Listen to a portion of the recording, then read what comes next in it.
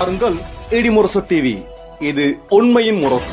உள்ளூர் செய்தி முதல் உலகச் செய்திகள் வரை உடனுக்குடன் அறிந்திட இடிமுரசு டிவிக்கு சப்ஸ்கிரைப் பண்ணுங்க. பாலவிடுதி ஊராட்சியில் உலக தண்ணீர் தின கிராம சபை கூட்டம் நடந்தது. கரூர் மாவட்டம் கடவூர் ஒன்றியம் பாலவிடுதி ஊராட்சியில் உலக தண்ணீர் தின கிராம சபை கூட்டம் செங்காட்டுப்பட்டி கிராமத்தில் இன்று நடைபெற்றது.